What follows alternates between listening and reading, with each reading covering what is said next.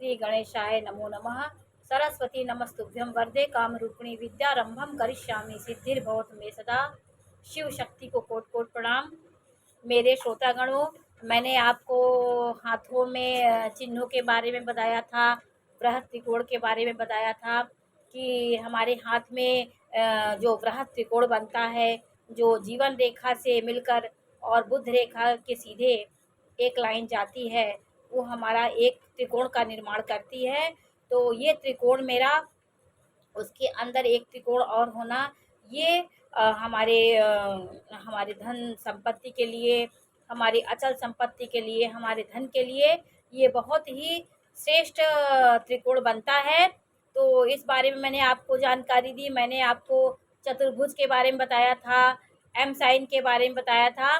तो आज मैं आपको अंगुलियों के बारे में ये बताऊंगी कि मेरी अंगुलियों में कहाँ कौन सी राशि विद्यमान होती है। और आपको मैंने बताया था कि अंगूठा जितना सकरा होगा, हमारा ये फैलाव जितना कम होगा, उतना ही व्यक्ति कंजूस और बहुत सीमित दायरे में रहने वाला व्यक्ति होगा। उसकी मानसिक स्थिति उतनी विस्तार लिए हुए नहीं होगी। और ये मेरा अंगूठा जितना फैलाव होगा, उतनी हमारी बुद्धि की क्षमता ये बताता है।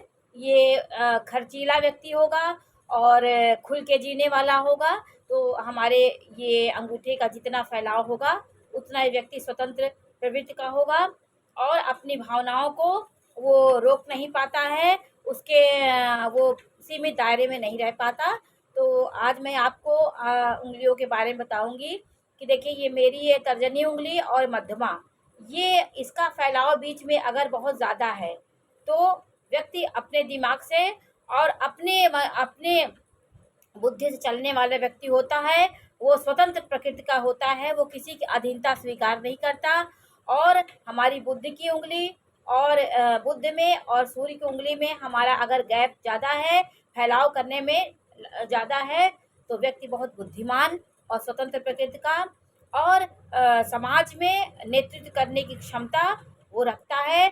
तो उंगलियों के फैलाव के बारे में भी थोड़ी थोड़ी जानकारी मैं आपको दूंगी। इसका फैलाव तो आपको हमने बताया, ये जितना फैला होगा उतना व्यक्ति मानसिक तौर से उतना वो ऊर्जावान होगा और उतनी सशक्त होगा, मस्तिष्क से सशक्त होगा। और अंगूठे के बारे में भी मैंने आपको बताया था कि लचीला अंगूठा वो बहुत दृढ़ नहीं होता है, वो अपने इरादों को जल्दी जल्दी बदलता रहता है और वो ठोस नहीं होता है, वो किसी के बहकावे में बहक सकता है। और स्ट्रेट अंगूठा वो कभी किसी के बहकावे में नहीं बहकता, वो अपने मन से चलता है, अपने मन में जो भावनाएं होते हैं उसको एक लक्ष्य बना के चलता है। तो आपको सीधा अंगूठे के बारे में मैंने बताया। आज मैं आपको उंगलियों में राशियों का स्थान बताऊंगी।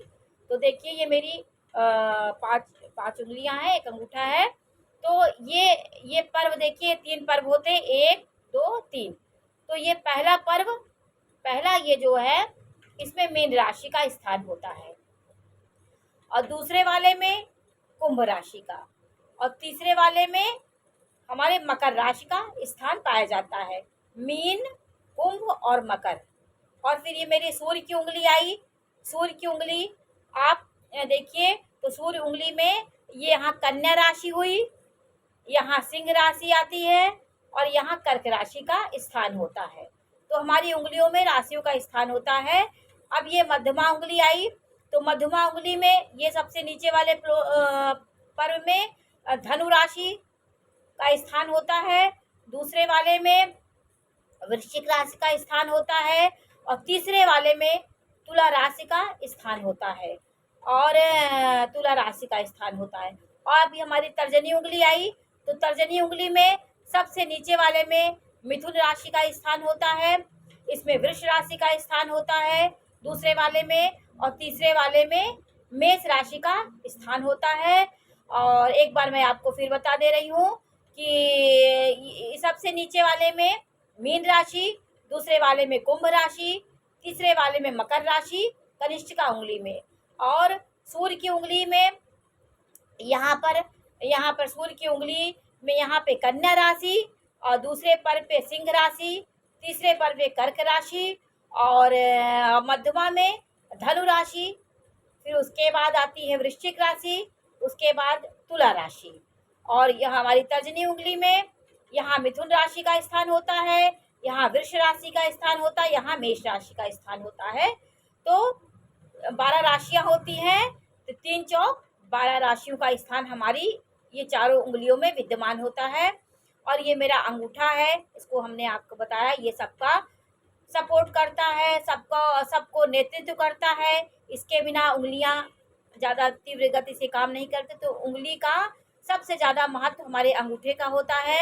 आपको हमने बताया कि अंगूठे में ये यव का चिन्ह होता है, जौ की आकृति का चिन्ह होता है, ये बहुत महत्वपूर्ण होता है। ये हमारी इच्छाओं की, मेरी जितनी भी इच्छाएं होती हैं, महत्वाकांक्षाओं को पूरा करने के लिए ये पर्व जितना ऊंचा होगा, लंबा होगा, हमारी इच्छाएं उतनी ही प्रबल होंगी। और आपको मैंने बताया कि ये वाली लाइन एडिटर लाइन होती है, ये लाइन होने से व्यक्ति सही नेतृत्व करता है, सही एडिट करने की क्षमता उसके अंदर होती है। और ये शुक्र वाला पर्व, इसको तो मैंने बताया कि ये सब प्रेम को प्रदर्शित करती हैं। और यहाँ जौ होना हमारे धन धान्य का सूचक होता है, तो हमारे अंगूठे में जौ का चिन्ह बहुत महत्वपूर्ण होता है। तो आज मैंने आपको उंगलियों में राशियों का स्थान के बारे में बताया।